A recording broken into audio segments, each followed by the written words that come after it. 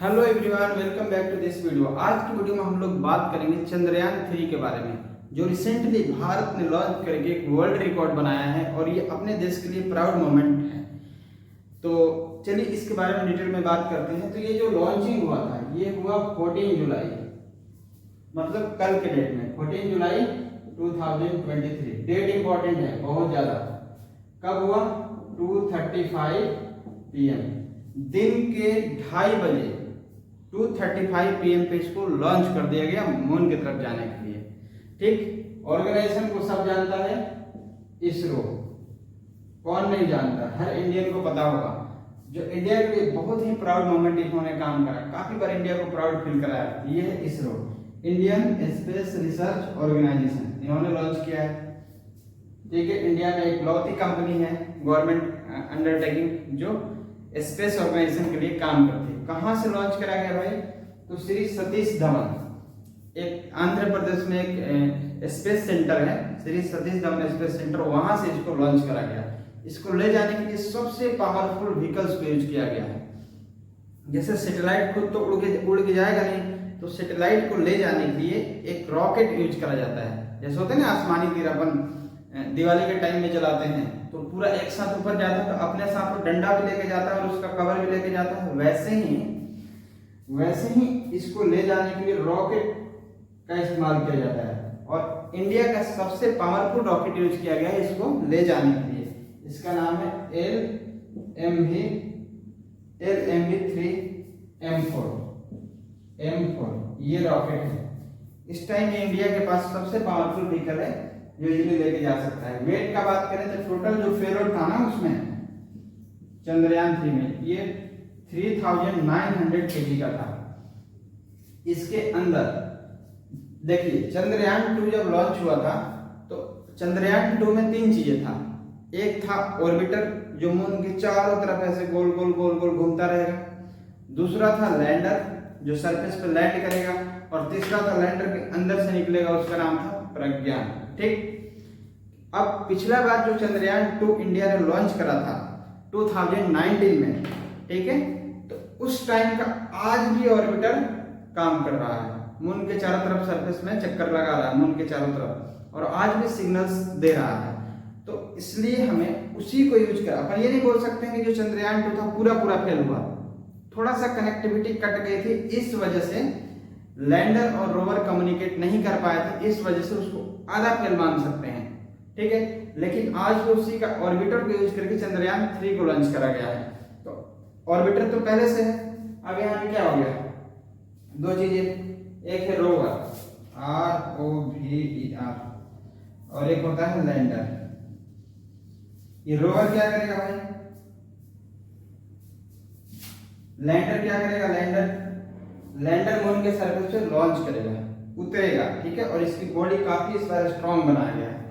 Rover क्या करेगा? जब लैंडर उतर जाएगा, तो लैंडर तो एक बहुत बड़ी साइज का है, तो जब लैंडर उतर जाएगा तो उसके अंदर से निकलेगा रोवर जो सरफेस पे घूमेगा, मून के सरफेस पे मूव करेगा, वहां का सैंपल्स लेगा और ये भी पता लगाएगा कि वहां मिट्टी में क्या क्या चीजें हैं, कौन कौन से एलिमेंट्स प्रेजेंट है, क्या वहां पे पानी है कि नहीं, वहां मिट्टी का कंट्रीब्यूशन क्या है। तो बहुत सारे चांद के बारे में राज खुलने वाले हैं इससे रोवर के थ्रू, यदि ये मिशन सक्सेसफुली होता है। इसको जाने में लगभग 42 डेज का टाइम लगने वाला, लगभग 42 डेज। और यदि सक्सेसफुल पहुंच गया तो इंडिया पूरे दुनिया का ऐसा 4th कंट्री बन जाएगा जिसका अपना सैटेलाइट मून के ऊपर होगा। ठीक है, पहला है रसिया, रसिया के बाद अमेरिका, अमेरिका के बाद चाइना। आपको पता ही है 3 देश हर काम में आगे होते हैं, तो इंडिया के पास अभी भी मौका है 4th पोजीशन बनाने के लिए। इसको 42 डेज लगेगा। अब एक चीज आपके माइंड में डाउट होगा, क्या अमेरिका को जाने में तो मात्र 4 दिन लगे थे, रसिया को भी जाने में मून पे 4 दिन लगे थे, लेकिन इंडिया को 42 डेज क्यों लग रहा है, इतना ज्यादा क्यों लग रहा है? तो इसके पीछे का मेन वजह है बजट। जो नासा है अमेरिका के लिए जो काम करता है, ठीक है, तो उसका जो बजट होता है वो काफी ज्यादा होता है, मतलब उससे 15 गुना कम बजट में। अपना जो इसका टोटल बजट है ना, ये 615 करोड़ है।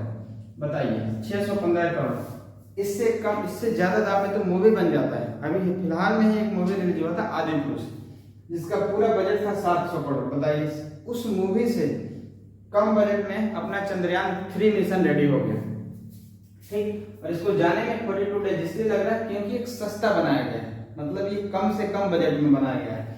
और ये ऐसे ऑर्बिटल मोशन करके जाएगा, जैसे ये अर्थ हो गया, तो ये पहले तो अर्थ से यहाँ गया, फिर अर्थ के चारों तरफ चक्कर लगाता जाएगा, फिर धीरे धीरे इसके रेडियस को बढ़ा के ऐसे लॉन्च करा जाता है। और फिर यहाँ मून है, यहाँ अर्थ हो गया और यहाँ मून हो गया, ठीक है। तो फिर ये मून के पास जाकर ऐसे घूमना शुरू कर देगा। तो इस टाइप के ऑर्बिटल मोशन के साथ जब अपन किसी सैटेलाइट्स को लॉन्च करते हैं तो उसमें टाइम ज्यादा लगता है, लेकिन खर्चा कम लगता है, ठीक। अपन जो मंगल मिशन इंडिया ने करा था, सेम टेक्निक से मंगल मिशन भी करा था। पूरी दुनिया हैरान रह गई कि इतना कम बजट में मंगल मिशन कैसे संभव हो सकता है, ठीक है। अब देखिए इसमें क्या होता है कि इसमें फ्यूल खर्च होता है सिर्फ उसको जियो स्टेशनरी ऑर्बिट तक ले जाने में। अर्थ के अब जैसे इस मार्कर को छोड़ेंगे तो अर्थ के पास गिर जाएगा, जमीन पे गिर जाएगा, लेकिन एक ऐसा पॉइंट आ जाएगा कि जहां इस मार्कर को छोड़ेंगे तो नीचे नहीं जाएगा, वहीं पे फंसा रहेगा।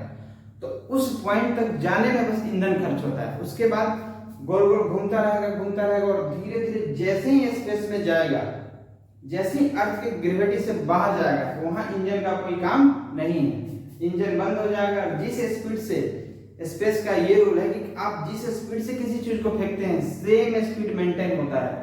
यदि पार्टिकुलर एंगल से प्रोजेक्ट होगा तो उसी एंगल से मून के पास चला जाएगा, और उधर मून का ग्रेविटेशन जैसे ही मून के पास जाएगा, मून अपने ग्रेविटेशन में घूम के खींच के इसको गोल गोल नचाना शुरू कर देगा। तो इस टेक्निक में हालांकि रिस्क ज्यादा होता है, लेकिन इसमें खर्चे बहुत कम होते हैं। और इंडिया अभी इन चीजों पर काम कर रहा है कि मिनिमम बजट में अच्छा से अच्छा क्या कर सकता है। अभी जो लैंडर और रोवर है इनका मैं नाम बताता हूँ। एक का नाम है प्रज्ञान और एक का नाम है विक्रम। लैंडर का नाम विक्रम है, लैंडर है विक्रम। अब ये विक्रम इसका नाम क्यों रखा गया, सभी को पता है कि इसरो का जनक, जो स्पेस साइंस का जनक कहा जाता है, विक्रम साराभाई का। विक्रम साराभाई वो शख्स थे जिन्होंने इसरो का नींव रखी और स्पेस के लिए बहुत ज्यादा योगदान रहा उनका, इसलिए उनके ही नाम पे विक्रम साराभाई के नाम से लैंडर का नाम रख दिया गया विक्रम। और रोवर का नाम है प्रज्ञान, इसका नाम है प्रज्ञान। एक चीज बताऊं कि जब देश को आजादी मिली थी तो उस टाइम पंडित नेहरू बोले थे इनसे, विक्रम साराभाई से, कि इंडिया एक गरीब कंट्री है, हमारे पास पैसों की कमी है, हमारे पास और भी ज्यादा सोशल इश्यू, इसलिए हम स्पेस में ज्यादा खर्च नहीं कर सकते। उस टाइम इनका स्टेटमेंट था कि भारत एक गरीब देश है, अपने यहाँ बहुत सारे प्रॉब्लम है, इसलिए हमें स्पेस में ज्यादा खर्च करना चाहिए। देखिए कितना माइंडसेट उनका अलग था। उस टाइम पे पूरी दुनिया अपने ऊपर मजाक उड़ाती थी कि भारत ऐसा देश है जहां रॉकेट लॉन्च करने के लिए बैलगाड़ी से लेके जाया जाता था, और जो खजूर के पेड़ होते हैं ना उसमें बांध के लॉन्च करा जाता था। आज वही इसरो दुनिया में अपना परचम लहरा रहा है। जरूरी ये नहीं कि आप शुरुआत कैसे करते हैं, जरूरी ये है कि आप अंत कैसे करते हैं, ठीक है। तो आज इसरो ने पूरी दुनिया को बता दिया है कि उसकी क्या वजूद है। और ऐसा नहीं कि एक बस सेटेलाइट लॉन्च हो रहा है, ये इकोनॉमी का एक नया सेक्टर ओपन हो रहा है। देश के लिए बहुत ज्यादा यहाँ से अर्निंग हो सकती है, क्योंकि ये स्पेस में ले जाने के लिए अलग ही लेवल के ट्रैफिक है, कार्गो जैसे अंतरिक्ष में ले जाया जाता है। तो भारत ना सिर्फ अपना सैटेलाइट बल्कि और कुछ देशों का भी सैटेलाइट ले जाएगा, तो उनसे बहुत ज्यादा अमाउंट में पैसे चार्ज करेगा। इससे होगी देश की अर्निंग, इससे बढ़ेगी देश की इकोनॉमी, ठीक है। तो ऐसा नहीं कि ये खर्च हो रहा है तो सिर्फ सैटेलाइट छोड़े जा रहा है, इसके अलग एडवांटेज है। और देखिए ये अपने सिक्योरिटी में काम आता है, जैसे हम अपने बॉर्डर्स के सुरक्षा कर सकते हैं। दूसरा बात कि जैसे अभी तूफान आया था, बिपरजॉय तूफान, तो बिपरजॉय तूफान आने से पहले ही अपन को कैसे पता चल गया कि बिपरजॉय तूफान आने वाला है? सैटेलाइट की वजह से। तो जब सैटेलाइट होता ही नहीं, तो किसी चीज को जानकारी ही नहीं अपन को मिलती, तो अचानक से आ जाता कोई आपदा, तो लोगों का लॉस ज्यादा होता। तो ये सब कुछ टेक्नोलॉजी का कमाल है। ये मत समझिए, लोग समझते हैं सैटेलाइट मून पे गया हमें क्या मिलेगा। भाई बहुत कुछ मिलेगा। सैटेलाइट से ही तो अपनी जिंदगी आसान हो रही है। ये सारे जो प्रेडिक्शंस, वेदर फोरकास्टिंग हो रही है, कैसे हो रही है? सैटेलाइट की वजह से ही तो हो रही है। तो सैटेलाइट्स लोगों को जीवन को आसान भी बना रहा है। सैटेलाइट्स हमारे बॉर्डर्स का सुरक्षा भी कर रहा है, उनमें भी काम आता है, डिफेंस सिस्टम में काम आता है। तो आज के टाइम में जो युद्ध रह गया, अब ये मैन पावर का युद्ध नहीं रह गया, ये पूरा टेक्नोलॉजी का युद्ध रह गया है। जिसके पास टेक्नोलॉजी है वो सबसे ज्यादा डोमिनेंस होगा। आई होप आपको समझ में आया होगा। मिलते हैं नेक्स्ट किसी वीडियो में, तब तक के लिए जय हिंद।